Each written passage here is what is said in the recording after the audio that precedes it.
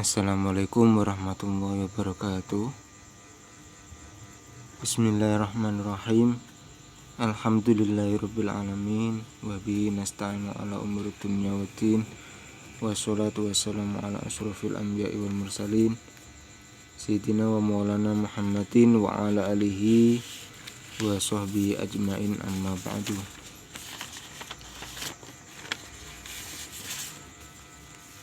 Saudara-saudaraku dimanapun berada, alhamdulillah kali ini kita masih diberikan kesempatan untuk belajar bersama. Nah, di sini saya akan mengaji, yaitu membahas mengenai usul mengenai usul fikih. Kemarin saya sudah membahas mengenai rukhsah hukum keringanan. Kemudian saat ini saya akan mencoba membahas mengenai mafhum. Perlu diketahui bahwasanya di dalam usul fikih ada yang namanya mantuk, ada juga yang namanya mafhum. Jadi mantuk itu yang diucapkan, tagnya tag. Kalau kita lihat di dalil di kitab-kitab itu namanya tag. Terus ada yang namanya mafhum. Maksudnya mantuk itu ucapan itu ulama itu yang kita jadikan dasar hukum, yang bersumber dari Al-Quran dan As-Sunnah. Kemudian mafhum ini pemahaman dari mantuk, hukum tersirat, istilahnya seperti itu. Hukum yang tersirat dalam mantuk dari ucapan tadi. Nah, mafhum sendiri ada yang namanya mafhum muwafaqah, ada yang namanya mafhum mukhalafah. Muwafaqah artinya yang menyamai, yang setara, yang sebanding. Seperti misalkan contoh wala taqul lahuma ufin, itu jangan berkata uf, atau kalau orang Jawa hus kepada orang tua. Intinya itu ucapan yang menyakiti, misoh terhadap orang tua. Ini termasuk haram kalau di dalam Al-Quran. Nah, dari pemahaman itu, dari mantuk itu, firman Allah yang wala taqul lahuma ufin itu bisa diambil kesimpulan mafhum muwafaqah, yaitu tidak boleh memukul orang tua. Walaupun di dalam kitab, di dalam Al-Quran itu bahasanya tidak boleh misuh, berkata-kata yang jelek terhadap orang tua. Nah, karena sama-sama menyakiti, memukul juga menyakiti, maka memukul juga hukumnya haram, walaupun di Al-Quran tidak ada kata-kata memukul. Itu namanya mafhum gitu. Nah, kalau itu masih normal, mafhum yang istilahnya masih mudah lah. Kemudian yang di sini yang akan saya bahas adalah yang mafhum mukhalafah, mafhum yang sebaliknya. Nah, ini sangat menarik menurut saya, dan ini saya tegaskan sekali lagi bahwasanya fikih itu bukan sembarangan fikih. Bukan sembarang menetapkan hukum yang saenake dhewe niku mboten, Jadi fikih itu ada yang namanya usul fikih. Karena logat bahasa Arab itu, itulah bahasa kan ada kaidah bahasa, ada tata bahasa kan. Nah, ini yang mafhum mukhalafa ini agak sulit, ini butuh pembelajaran yang harus maksimal ya, supaya kita dalam mencari dalil ya, mencari dalil di dalam kitab itu bisa benar ya, bukan seenaknya sendiri seperti itu. Nah, ini saya nanti akan ya cuma istilahnya itu mengulas pelajaran saya yang dulu ketika mondok ya. Ini akan saya terangkan yang ini ya, yang langsung di keterangan-keterangan di sini. Ini adalah ringkasan dari dari kitab ini. Kalau saya terangkan yang bahasa Arab ini kan agak rumit, mungkin tidak bisa diterima sembarangan orang. Ini langsung saya jelaskan yang di luar, cuma nanti akan kita lihat juga yang di dalam untuk perbandingan ya. Nah, gini ya, mafhum mukhalafah atau mafhum yang sebaliknya, pemahaman yang sebaliknya ini mohon maaf tidak sembarangan bisa. Jadi harus memenuhi syarat-syarat ya supaya bisa dibuat mafhum mukhalafah. Kalau tidak memenuhi syarat ya mohon maaf tidak bisa dibuat mafhum mukhalafah. Gitu. Contoh misalkan ini contoh misalkan saya pergi ke sekolah, misalkan saya ada kata-kata saya pergi ke sekolah. Nah, ini tidak bisa dibuat pemahaman sebaliknya. Berarti kamu tidak pergi ke masjid, berarti kamu tidak pergi ke pasar. Tidak seperti itu. Jadi kalau ada kata-kata saya pergi ke sekolah, ini masih ada kemungkinan saya juga pergi ke masjid, saya juga pergi ke pasar atau yang lainnya. Nah, ini maksudnya seperti ini. Jadi nggak bisa sembarangan membuat mafhum mukhalafah. Oh, karena kamu pergi ke sekolah berarti kamu tidak pergi ke pasar. Tidak seperti itu. Nah, ini syaratnya ya. Bismillahirrahmanirrahim. Qala al-mu'allif rahimahullah nafa'ana biya bilumi fitorin amin. Ya, sebelum kita kaji, kita bacakan Al-Fatihah dulu kepada mu'allif kitab Lubul Usul. Nah, hadratin Nabi Mustafa Muhammad sallallahu alaihi wasallam. Kitab Al-Fatihah. Bismillahirrahmanirrahim. Ya nanti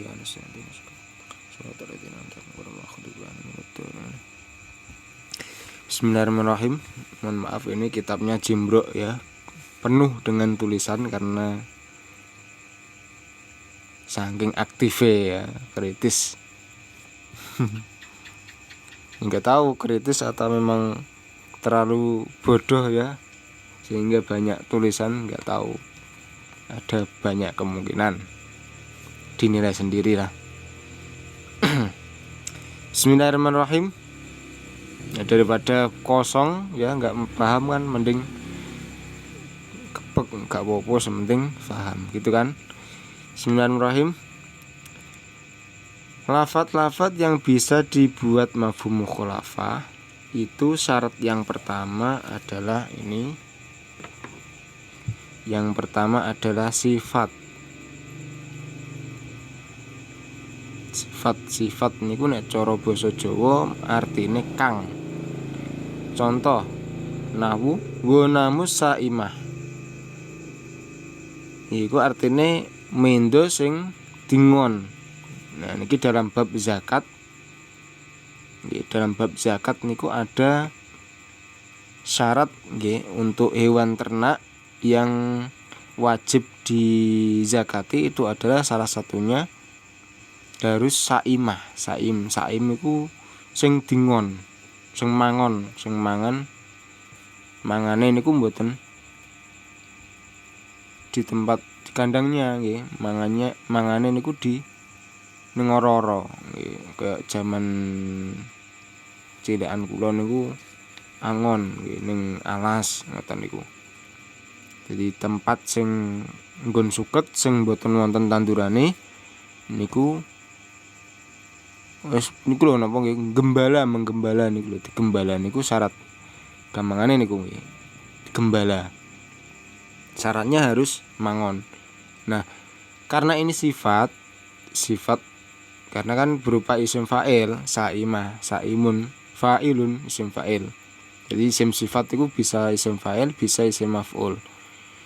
Sa'imun, sa'imatun niku sifat, maka bisa diambil kesimpulan, bisa dibuat mafhum mukhalafa, berarti yang tidak sa'imah berarti tidak wajib zakat. Gitu. Kita lihat di dalam kitabnya baca bahwa ay mafhum mukhalafah sifatun ay mafhum sifah wal muradu bi alafdu muqayyad bi akhirin. Nah, ini ya baliknya ya. Nah, ini jelas apa tidak ini?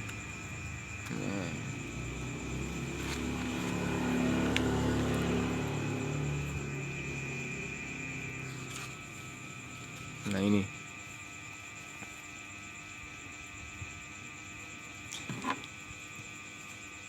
kal gunami saimati wa saimatul gunam ai asifat kasaima fil awali. Jadi saimah niku artine isim fa'il, jadi termasuk sifat sing di situ kita bisa ambil kesimpulan bahwasanya kalau dibuat mafhum mukhalafah berarti selain yang saimah niki tidak wajib zakat. Makanya nek cara Mbah Maimun Zubair niku nek ngarani semakin kesini itu zakat akan hilang ya, entek cara ngoten punah ya, kewajiban zakat ini punah ya, yang zakat mal. Karena apa ya tadi, sekarang nggak ada yang namanya penggembalaan, padahal syarat zakat ini harus digembala. Ini yang saya bahas, mohon maaf ini yang Syafi'iyah loh ya, yang fikih Syafi'i, bukan mazhab yang lain. Ini otomatis kan apa, kewajiban zakat gak ada walaupun jumlah kambingnya 50 misalkan, ya tetap gak wajib, gak saimah, tidak mangon. Dan saiki gak ono ya sampai apa istilah iku ngemenong angon kambing nang alas niku mboten wonten sakniki, jarang. Ya di daerah tertentu mungkin masih ada, tapi untuk mencapai minimal nisab zakat kambing yo sulit juga. Misalkan minimal 40. Nah, padahal kambing 40 itu ya banyak sekali. Sapi juga sama. Rata-rata sapi duwene yo paling banyak mungkin 10, 20, itu belum mencapai satu nisab kan. Kayak gitu. Nanti masih ada syarat haul 1 tahun. Kan repot kalau kita nunggu sampai zakat, kalau sampai seperti ini kan sampai melebihi 1 nisab kan sulit. Makanya ada yang mengatakan bahwasanya zakat itu enggak harus 1 nisab. Ya kalau ada kelebihan ya langsung dizakati boleh. Ya tapi itu ya maksudnya pendapat yang mana ya kurang tahu nih. Yang saya tahu kan yang normal itu yang Syafi'iyah. Yang Syafi'iyah itu syarat-syaratnya nih harus mencapai 1 nisab. Kemudian yang kedua adalah ilat. Ilat itu alasan. Nahu contoh i'ti as-sa'il li hajatihi. I'ti as-sa'ila li hajatihi. I'ti awe sira as-sa'ila ing wong sing njaluk li hajatihi krana nggih kebutuhane sa'il. Jadi berikanlah orang yang meminta ini, berikanlah sekadarnya yang diminta tadi. Berarti bisa diambil kesimpulan mafhum mukhalafah berarti ya bukan yang selain itu, selain kebutuhan ya harus yang kebutuhan tadi. Berarti nggak boleh kurang. Nggak boleh lebih. Ini kan kalau kita lihat nawu i'ti awe sira nggih. Jadi berarti dari fi'il madhi a'ta yu'ti ya. A'ta yu'ti fi'il amare i'ti. Af'il. A'ti as-sa'ila li hajati krana hajati sa'il ai al-muhtaj tegese sing dibutuhake dunawiri seliyane liyane muhtaj. Jadi sing dibutuhno pira yaiku sing dikekno. Ngoten. Ini ilat. Kemudian seterusnya dzaraf.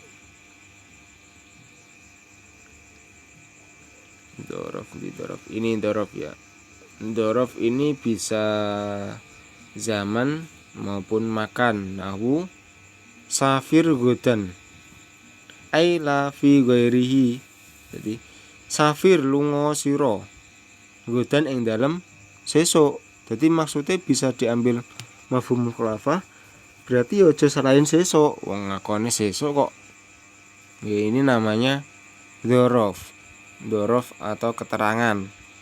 Nek wis ana keterangane saiki ya saiki, nek sesuk ya sesuk.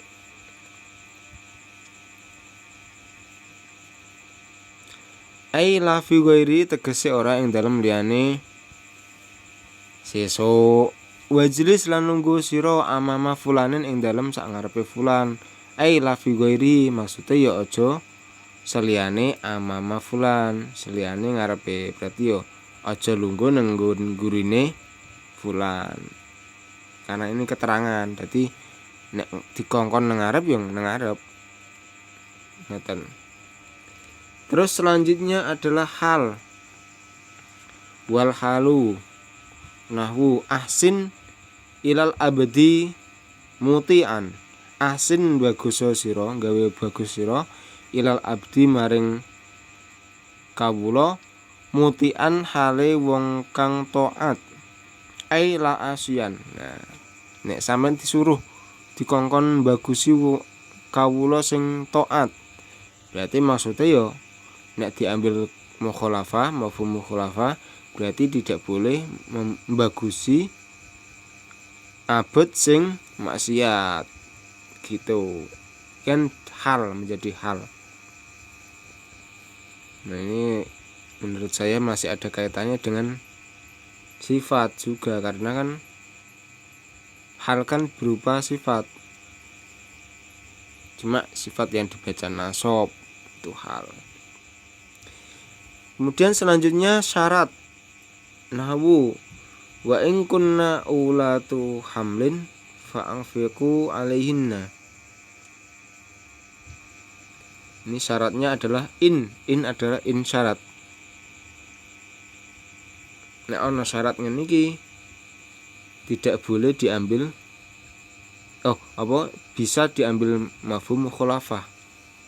Saged diambil mafhum mukhalafah. Jadi wa in kunna lamun ana sapa mutlaqat apa jenenge wadon sing ditolak.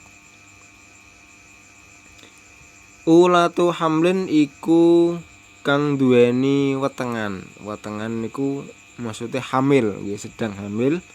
Fa'angfiku mongko awewa nafaqah sira kabeh alaihina ing atase mutolakot. Jadi nek misale wong wadon sing dipegat niku kok ternyata kok hamil, maka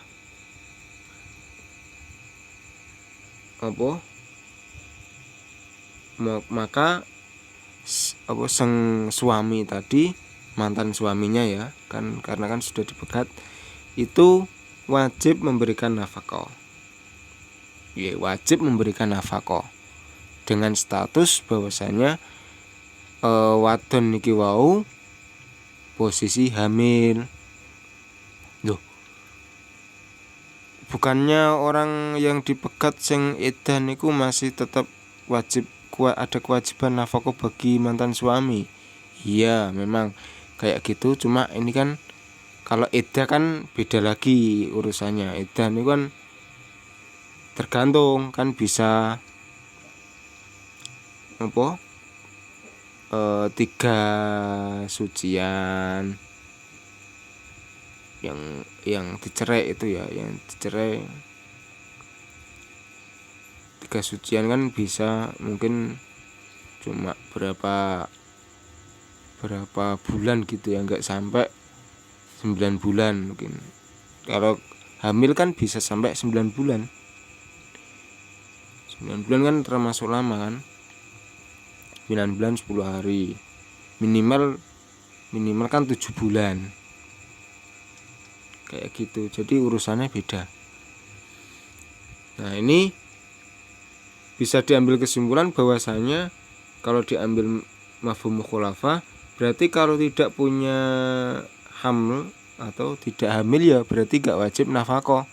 Iya, memang seperti itu, tidak wajib nafkah atas dalam rangka hamil tadi ya.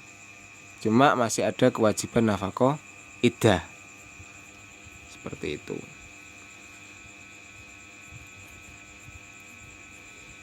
Ini yang syarat tadi. Kemudian selanjutnya adalah goyah, wa kadza al-goyatu. Goyah fil asoin dalam qaul kang luwih sahih. Nahwu fa in talaqaha fala takhil lahu min ba'du hatta tangkiha zaujan ghairahu.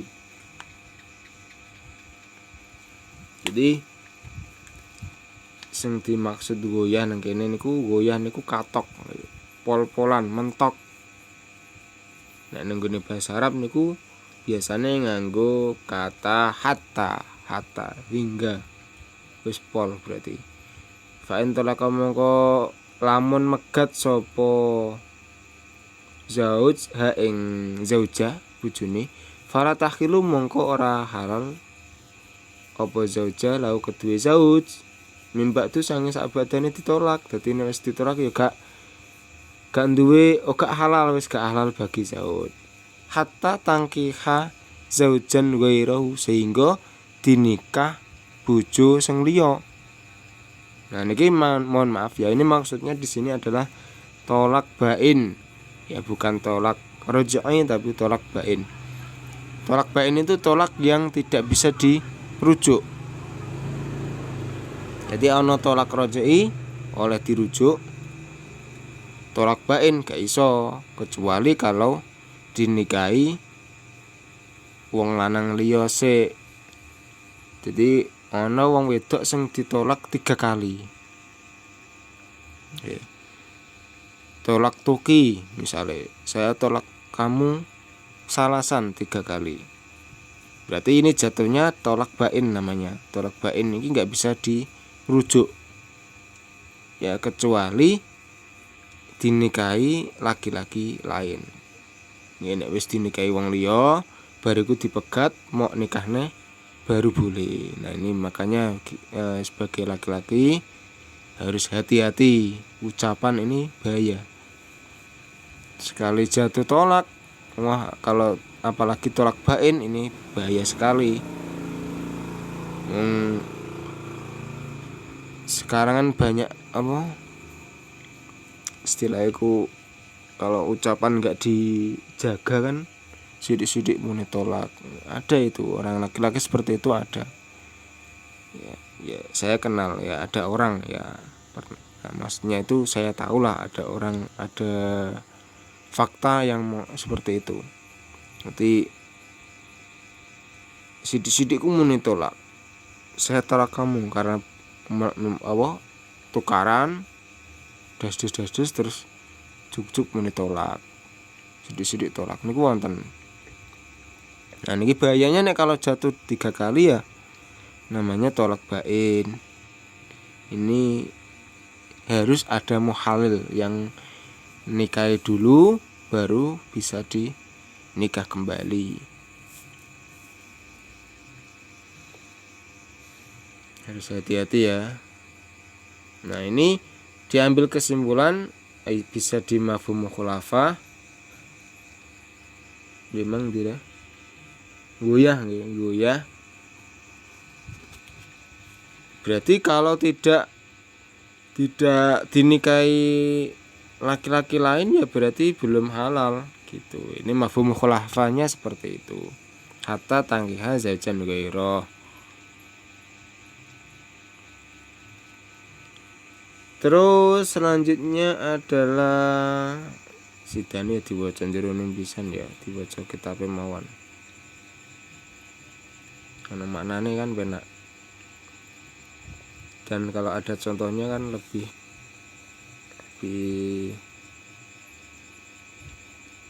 akurat ya, lebih pas lah. Wa taqdimul ma'mul lan dhisikna ma'mul. Ghaliban ing dalam kaprae fil asohi nahu iyyaka na'budu ai la ghairaka ai wakila la yufidul hasr. Ya. Wa innama afadahu fi iyyaka na'budu lil qarinah. Dadi ngeten. Menurut qaul sing asoh mendahulukan ma'mul ini juga bisa di mafhum mukhalafah. Ma'mul itu adalah apa namanya? Ma'mul niku yang dipengaruhi amil. Jadi i'rabnya niku lho, i'rabnya yang dipengaruhi oleh amil. Amil kan faktor yang mempengaruhi perubahan i'rab. Nah, yang dipengaruhi ini namanya ma'mul. Contohnya niki iyyaka na'budu kan awalnya asalnya normalnya adalah na'budu nyembah sapa ing kita, iyyaka ing sira ing panjenengan. Kita menyembah panjenengan engkau. Iyyaka niku Allah. Jadi iyyaka niki i'rabe nasab karena menjadi maf'ul, objek dari na'budu. Nah, na'budu ini namanya amil. Iyyaka namanya ma'mul karena i'rabnya dipengaruhi oleh na'budu. Kalau enggak ada na'budu ya enggak bisa ini menjadi maf'ul. Fa'ilnya enggak ada kok, masuk ada maf'ul kan enggak bisa. Nah, ini dalam kasus ini dibalik ma'mul dulu baru amil.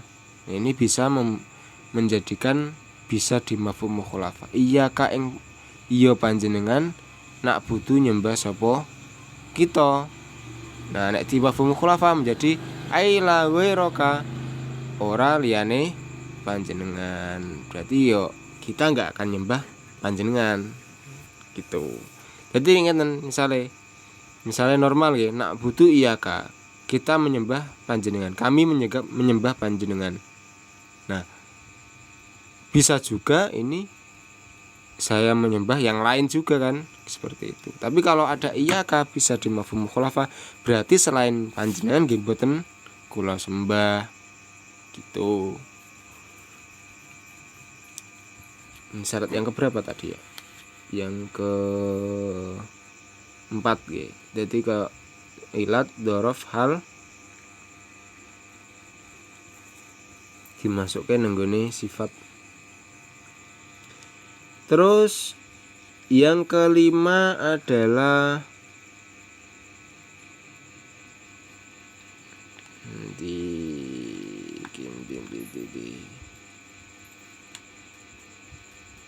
adat. Nah, ini pulpen blobor iki.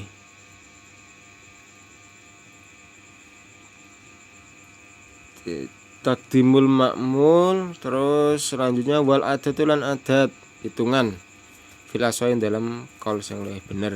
Nahwu fajliduhum sama ni najal datan aila aksaro, tegese aja luwe. Maksudnya fajlidu jilido sira kabeh hum ing wong akeh sing melakukan dosa apa iki sing dijilid.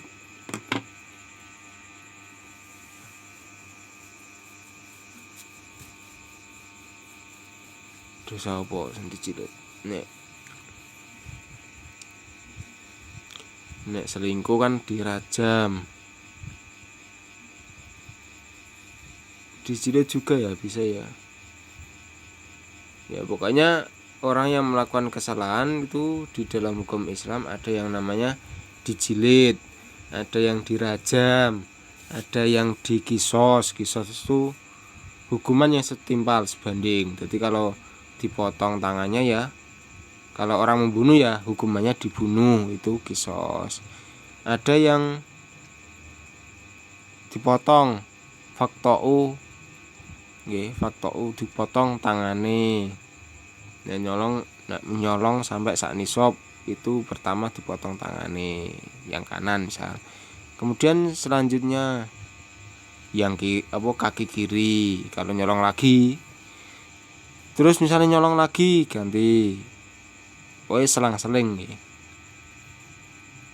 Itu dosa nyolong nyuri